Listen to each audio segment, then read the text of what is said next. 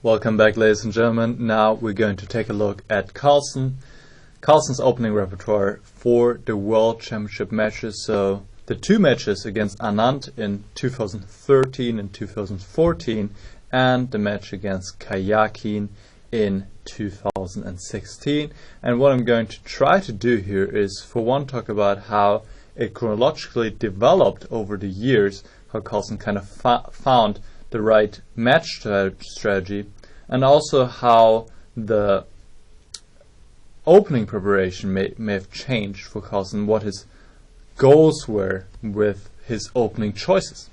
So, in general, most of the time Carlsen went 1e4 if we look at all the three matches, and that makes a lot of sense because there he also had the most success. In fact, really only in his first match against Anand he was kind of experimenting, and then it kind of became clear 1e4, that's the way to go. So before we talk about 1e4, let's first real quick consider the other moves Carlsen has tried in World Championship matches, and he has played c4, knight f3 and 1d4.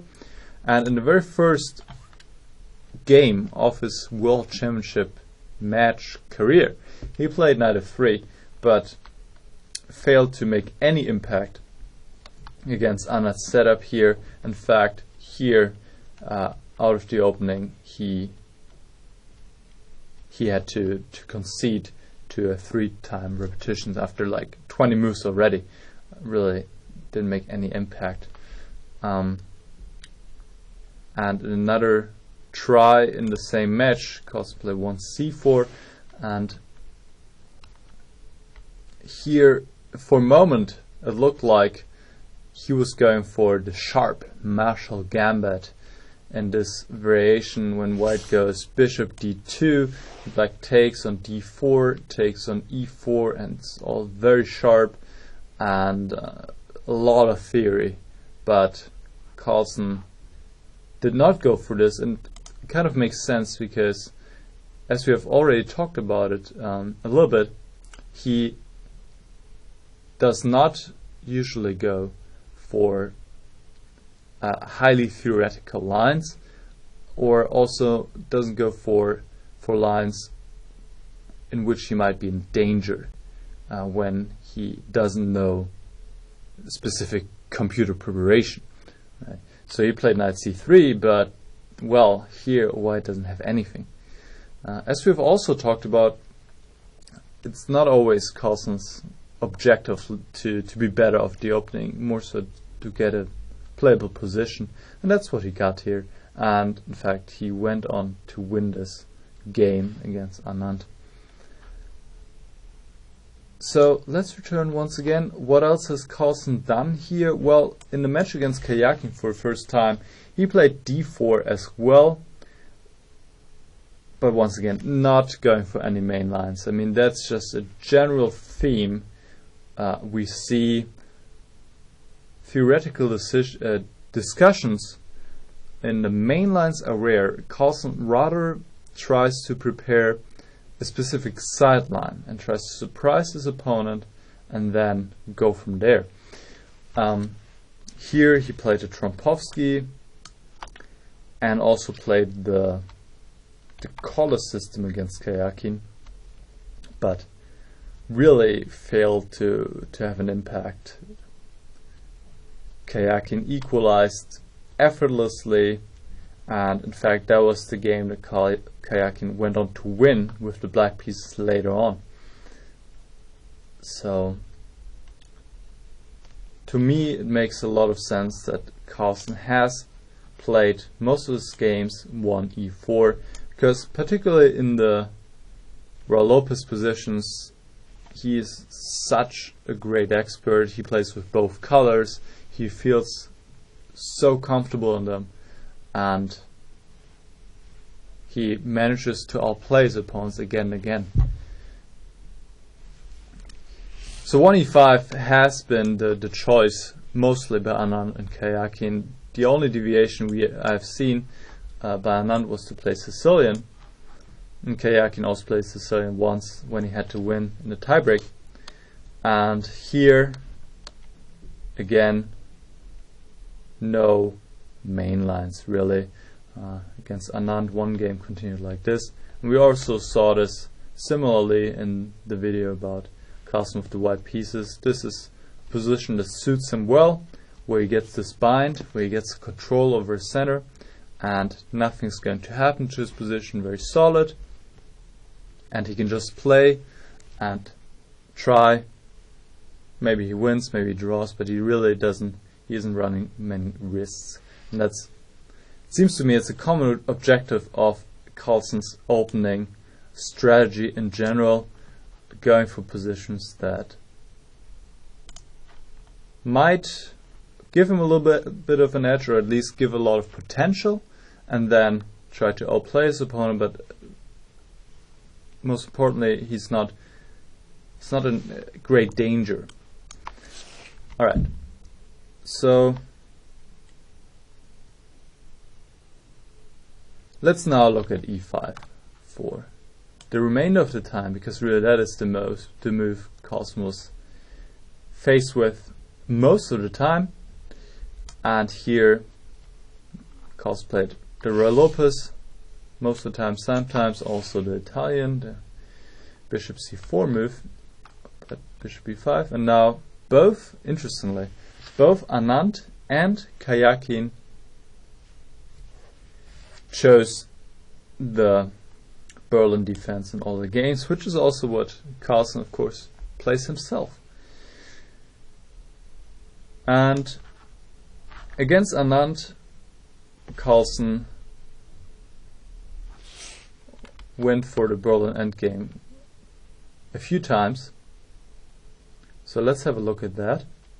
The Berlin endgame here arises like this. This is the famous endgame in which, well, White has not managed to really prove an advantage. Maybe there is none, but people have definitely tried, and it is certainly an endgame that suits Carlsen well, because there's a lot of strategy involved, maneuvering, and it's very, very rich, very deep endgame. And I would like to show you one game here from the match in 2014, in which Carlsen was very, very well prepared up to move 28. And that is a rare exception, that's why I'm pointing it out. So this is a line that has been seen on the top level many times. It is all more or less forced, like wins a pawn temporarily on h4, but still has the issue with his king. As so often in the Berlin endgame, the king is always a little bit of a problem, because you cannot cast anymore. Now black exchanges a pair of rooks, and White goes for this pawn. And we see a lot of material coming off, but there's still potential. I mean, Carlsen isn't playing this to get a draw, obviously not. He wants to try something, and he did try something in this game. Up to this, it was prepared. Now Carlsen still knew the position up to this point. 28 moves. I mean, you have to imagine it's 28 moves. That is a lot. And he did manage to exert pressure here and played on for 122 moves, but Anand found a way to defend and hold a draw. But it shows, if it's necessary, Carlsen can also prepare very deeply. But most of the time he doesn't feel like that is the way to go. He rather tries to surprise his opponent early on and get them to a new position where they have to think, and where he maybe knows something about his position. I mean, that is a considerable advantage that you have if you surprise your opponent first and you have seen the position before, you have analyzed it. That is an edge, and that's certainly what Carlsen, especially in the match against Kayakin, was trying to do. And I do have an example for that as well. Also in the Berlin defense, Carlsen played the move Rook e1, which is considered rather harmless because the position is so symmetrical. But here Carlsen had specifically prepared Rook e2, which has rarely been seen. Usually the natural move is Rook e1, but Rook e2 has an idea to it. Some lines it is good to to be able to quickly double on the e file. After b6, the idea to play bishop a6, Carlsen actually went back rook e1. And now in some lines it plays a role that this diagonal has opened.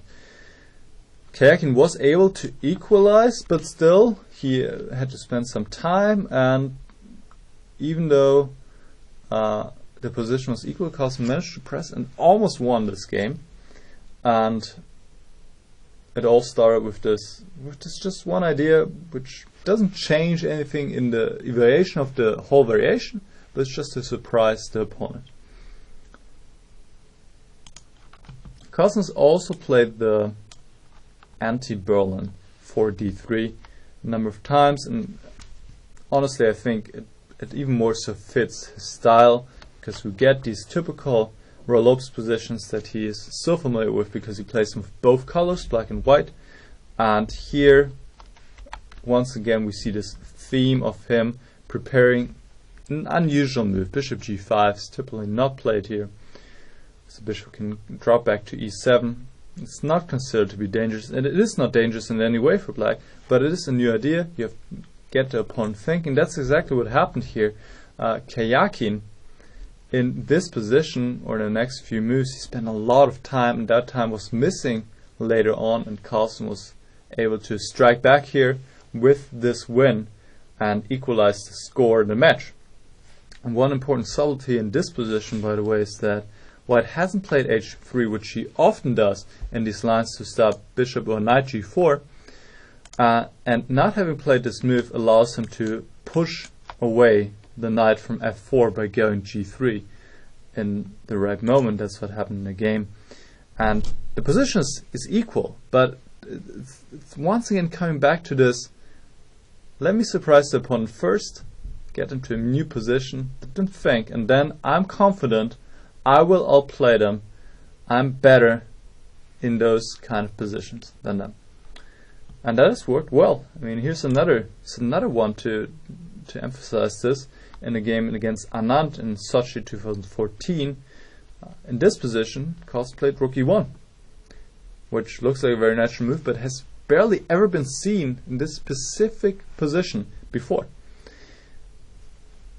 And after castle, another unusual decision maybe. Bishop takes c6, just giving up the bishop on c6, and now h3. And objectively, well, White is not trying to claim an advantage here, but it's about getting the opponent into new, unfamiliar ground, and doing so by taking on c6. And now Anand has to play with this kind of different pawn structure, which maybe he hasn't played with as often.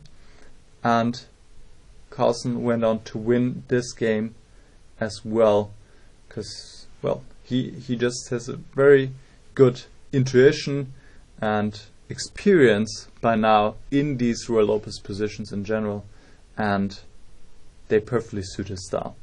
So, to summarize, what did we see? Well, for one, you can say Carlsen's openings in general, I think this point is already quite clear.